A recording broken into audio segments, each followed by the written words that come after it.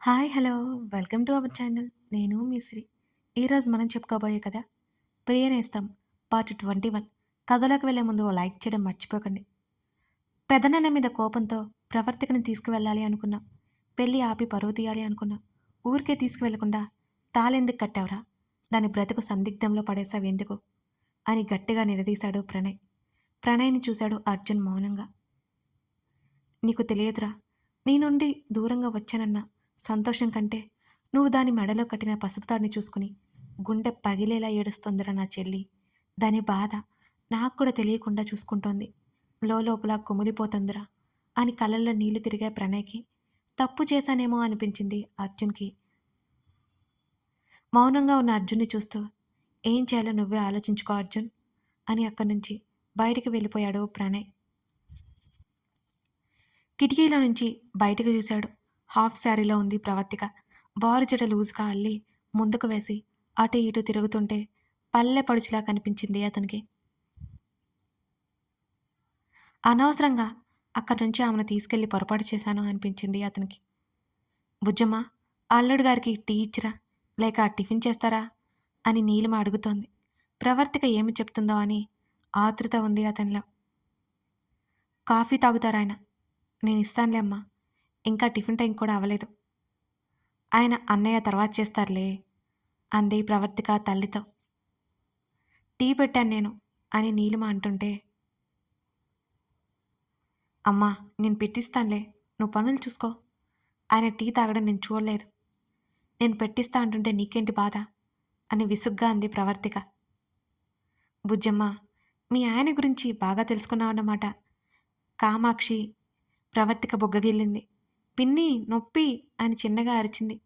కామాక్షి నువ్వు ఊరుకోవే అని కామాక్షికి చెప్పి, బుజ్జమ్మ నువ్వెళ్ళు అని చెప్పింది ప్రవర్తికతో. అక్కడ వారి సంభాషణ వినగానే అతనికి తెలియకుండానే అతని ముఖం కొంచెం విప్పారింది.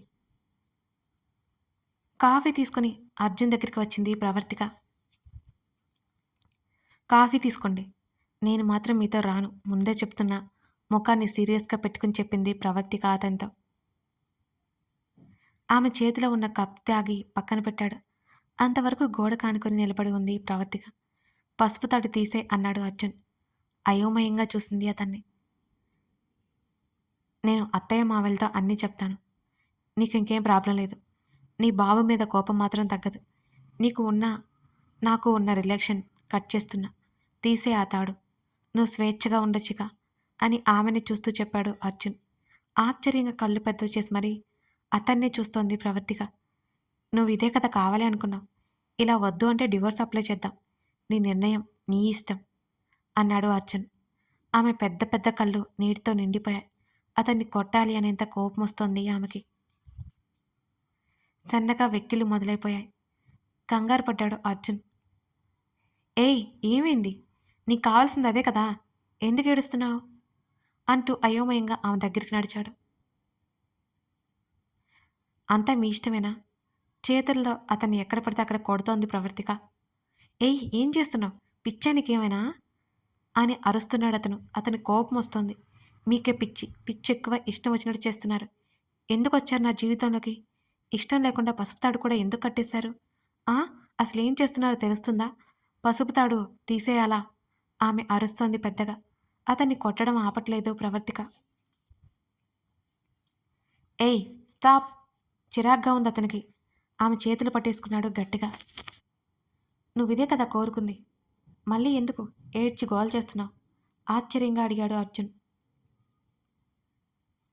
మీకు గోలలా కనిపిస్తుందా నా బాధ? ఎందుకు ఎప్పుడు నన్నే ఏడిపిస్తారు అరుస్తూ అతని నుంచి విడిపించుకోవడానికి ప్రయత్నం చేస్తోంది ఆమె. ఆమె రెండు చేతులను తన బలమైన చేతితో బంధించి ఆమె నోరు మూసేశాడు. అప్పటి వరకు ఆమె ఒక పక్కగా ఆనుకుని ఉంది. పూర్తిగా వెనక్కి నెట్టి గోడకి ఆనించేశాడు అర్జున్. కోపంగా చూస్తోంది అతన్ని. ఎందుకు అరుస్తున్నావు? నువ్వు నీ అన్నగాడు ఇదే కదా కోరుకుంది, ఇద్దరు ఓవర్ చేస్తున్నారు ఎందుకు? పసుపు తాడే కదా, తీసేస్తే నీకు నాకు బంధం కట్ అవుతుంది. ఒకవేళ అదా కుదరదు అంటే చెప్పు, డివోర్స్ అప్లై చేద్దాం.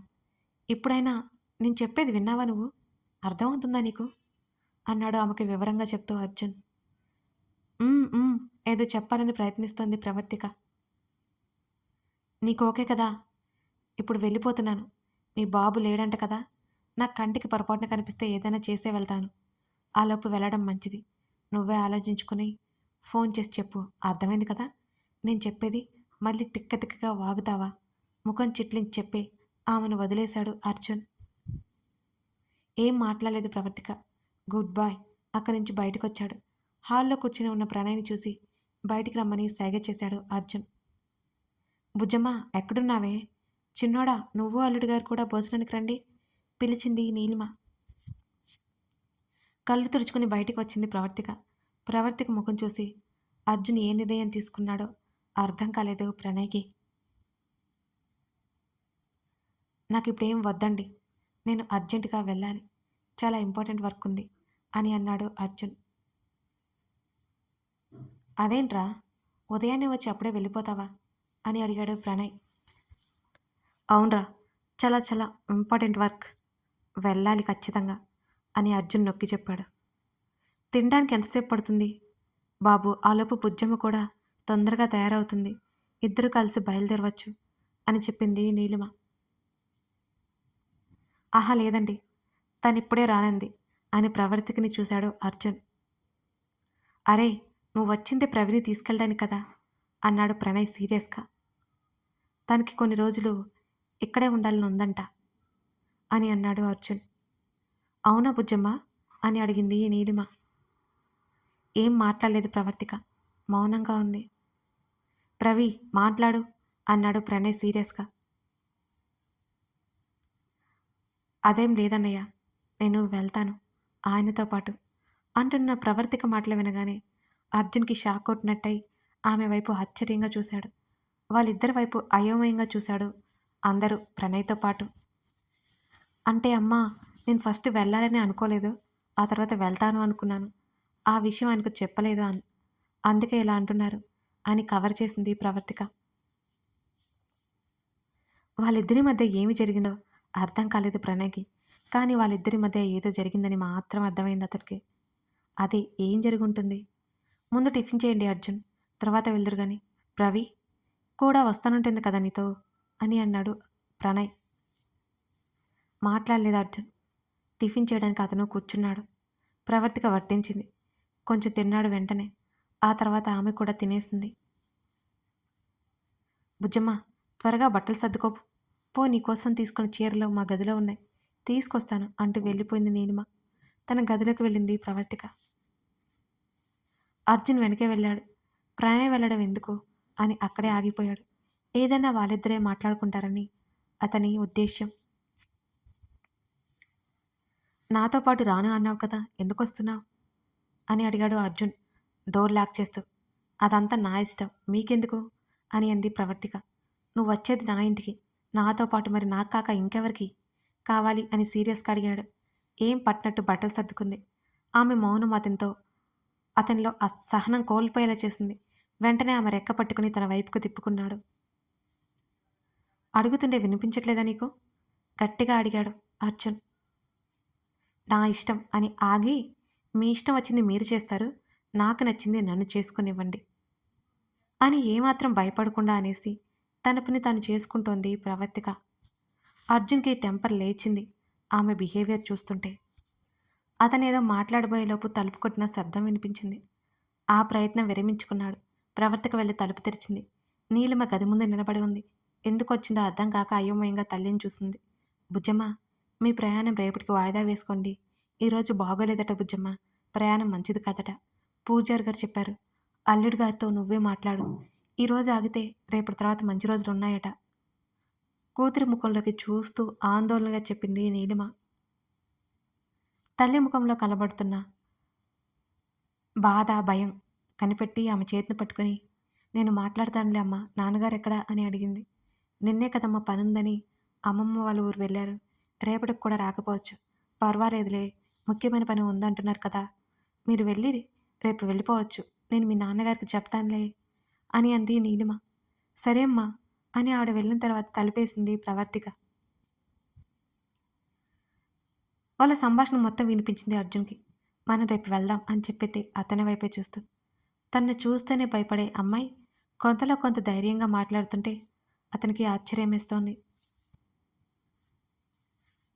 కుదరదు అన్నాడు అర్జున్ వెంటనే. మా అమ్మ చెప్పినవన్నీ మీరు విన్నారు కదా! ఇంకా ఏమైంది మీకు? ఈరోజు బాగోలేదట? వినిపించుకోరా? వీటి మీద మీకు నమ్మకం లేకపోవచ్చు. ఒక్కోసారి ఇలాంటివి నమ్మాల్సి వస్తుంది అని ముఖమంతా ముచ్చుగా పెట్టుకొని చూసింది అతని వంక. నేనైతే వెళ్తాను ఈరోజు. నువ్వు రావాల్సిన అవసరం లేదు. నేనే చెప్తున్నాను కదా! మిగతావి నేను చూసుకుంటాను అన్నాడు అర్జున్. ఏం మాట్లాడలేదు ప్రవర్తిక. బ్యాగ్ తిరిగి లోపల పెట్టేసింది ఆమె. నీకే వినిపించడం లేదా? అన్నాడు అర్జున్ కోపాన్ని అణుచుకుంటూ. నేనొక విషయం అడుగుతాను. చెప్తారా? అని అడిగింది ప్రవర్తిక. ఏంటది? ఎప్పట్లాగానే అతని చూపు, అతని మాట గంభీరంగా ఉన్నాయి. మీ అత్తయ్య మామయ్య గారి కోసం నన్ను తీసుకెళ్తారు. నటించమని చెప్పారు. ఎలా అడిగారు? బెదిరించి మరీ అడిగారు. తప్పక చచ్చినట్టు ఒప్పుకున్నాను. ఈరోజు మిమ్మల్ని వేడుకుంటున్నాను.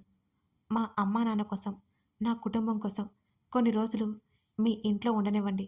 వీలు చూసుకొని నేనే వెళ్ళిపోతాను అని చెప్పిన ఆమె మాటలు అసలు అర్థం కాలేదు అర్జున్కి. ఇందాకటి వరకు అతనితో రాననే అమ్మాయి ఇప్పుడు సడన్గా నీతోనే ఉంటానంటే ఎవరికి ఆశ్చర్యంగా ఉండదు.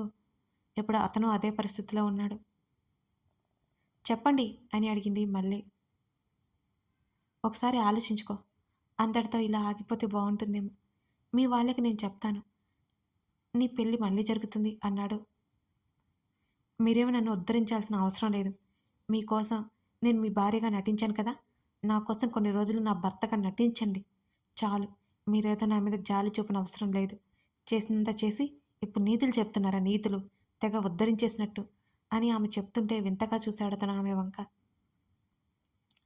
అతనికి ఇప్పటికీ అంతు చిక్కలేని విషయం ఒకటి ఉంది. తను వద్దంటే వెళ్తాను అంది. తనే వెళ్ళిపోతానంటే తనతోనే ఉంటానంటోంది. ఆమెను ఏ విధంగా అర్థం చేసుకోవాలో అతనికి తెలియట్లేదు. ఓకే అన్నాడు అర్జున్. మా వాళ్ళకి అనుమానం రాకూడదు మరి. మీరే చూసుకోవాలి. మీకు ఎలాగూ నటించడం వచ్చు కదా! కాస్త నటించండి చాలు అని గుర్రుగా చూసింది ప్రవర్తిక అతని వంక. దెప్పి పొడుస్తున్నావా? కోపంగా అడిగాడు అర్జున్. మిమ్మల్ని దెప్పి పొడిస్తే నాకేం వస్తుంది చెప్పండి? బట్టలు మడత పెడుతూ అడిగింది ప్రవర్తిక. నాకిక్కడ నచ్చలేదు అన్నాడు అర్జున్. మీ ఇల్లు నాకేమైనా నచ్చిందా? నేను ఉండలేదా? అయినా పల్లెటూరులో ఇల్లు ఇలాగే ఉంటాయి. మా ఇల్లు ఏమంత చిన్నదే కాదే. మీకేం ఇబ్బంది ఉంది ఇక్కడ? అని అడిగింది ప్రవర్తిక. నీతో ఉండడం నాకు నచ్చలేదు అన్నాడు ఆమె ముఖం మీదే కొట్టినట్టుగా అర్జున్. ఇంకా ఎవరితో ఉంటే నచ్చుతుంది అని ఆమె అనగానే ఏంటి అన్నాడు ఆమె వైపు చూస్తూ. ఆహా, మరి ఎక్కడ ఉంటారంటున్నా. ఆమె మాట మార్చేసింది అతని చూపులకి భయం వేసి. ప్రణయ్ రూమ్లో ఉంటాను అన్నాడు అర్జున్. మీకు మైండ్ ఉందా అని అడిగింది ప్రవర్తిక. ఎక్కువ మాట్లాడుతున్నావు అని అర్జున్ అడుగు ముందుకేయడంతో వెంటనే కాస్త తగ్గింది ప్రవర్తిక. అంటే మనం భార్యాభర్తల్లా నటించాలి కదండి. భార్యాభర్తలు సాధారణంగా ఒకే రూమ్లో ఉంటారు కదండి. మీరెలా మర్చిపోయారండి అని నవ్వు ముఖంతో అడిగింది. నిజంగానే అతని కోపానికి భయపడిందామె. అప్పటికే అంతవరకు ధైర్యంగా మాట్లాడడమే గ్రేటు. ఆమెను ఎగాదిగా చూసి బెడ్ మీద కూర్చున్నాడు. అతన్ని ఒకసారి చూసి బయటికి నడుస్తూ అన్నయ్యని పిలుచుకొస్తాను అని చెప్పి వెళ్ళిపోయింది బయటికి ప్రవర్తిక. చాలా అంటే చాలా అసహనంగా ఉంది అర్జున్కి అక్కడ. అక్కడ ఈ ప్రవర్తిక గురించి చెప్పి ఉండాల్సింది. ఇక్కడ వరకు వచ్చి ఉండేవాడు కాదు తను. వీళ్ళందరి ముందు నటించాలంటే చాలా కష్టంగా ఉంది తనకి. చాలా బోర్ కొడుతుంది. అందులోనూ ఆ గదిలో ఉండాలంటే ఇంకా నచ్చట్లేదు. ఫోన్ బయటికి తీశాడు అర్జున్. తన ఆఫీసు వ్యవహారాలను మాట్లాడుకున్నాడు. ప్రవర్తికి వెళ్ళి గంట అవుతుంది. అర్జున్ కాల్స్ కూడా అయిపోయాయి అప్పటికే. ఛ, ఈ అమ్మాయికి అసలు బుద్ధి లేదు.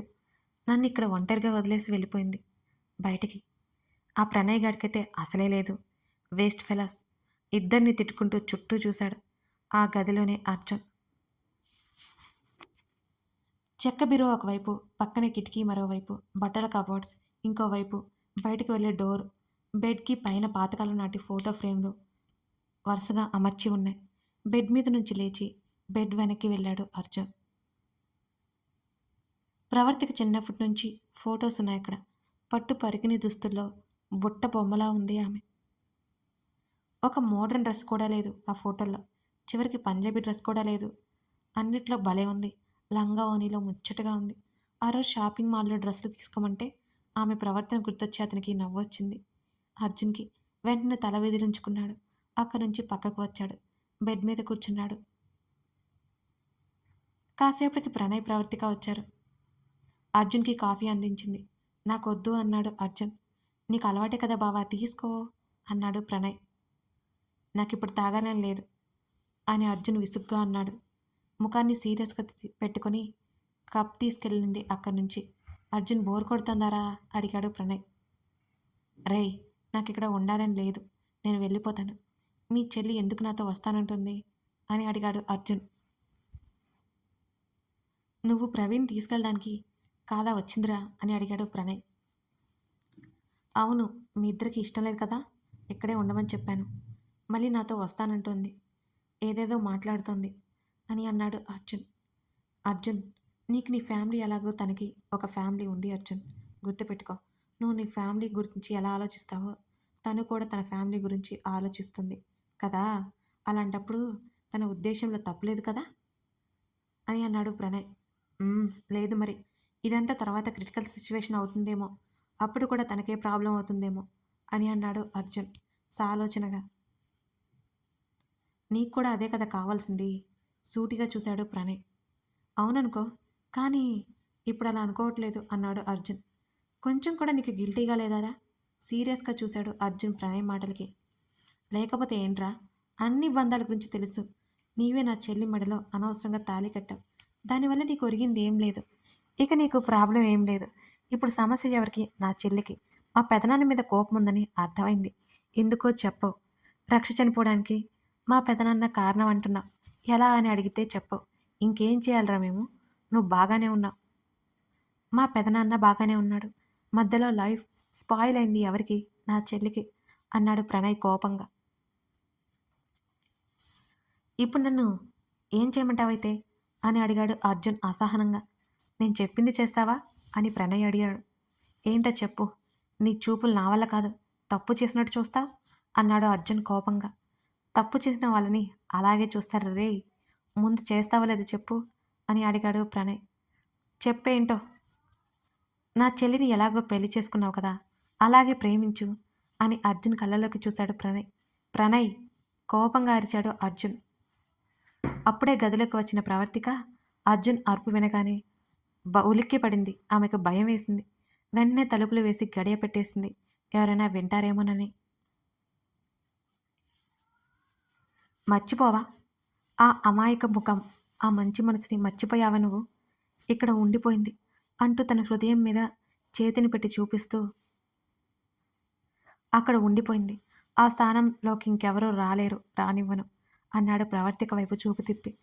ఆమెకు తెలియకుండానే ఆమె కళ్ళు కన్నీరును కార్చాయి. కథ కొనసాగుతుంది.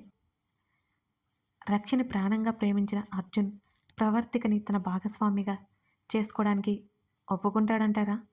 అసలు వాళ్ళ మధ్య ప్రేమ చిగురుస్తుందా? తెలుసుకోవాలంటే ఈ కథను మీరు చూడాల్సిందే. కథ నచ్చితే లైక్ చేసి కామెంట్ చేయండి. బెడ్ మీద ఉండి కూడా వీడియోస్ చేస్తున్నానంటే మీకోసమే. మీ లైక్స్, మీ కామెంట్స్ నాకు ఇలాంటి టైంలో చాలా ఎనర్జీని ఇస్తాయి.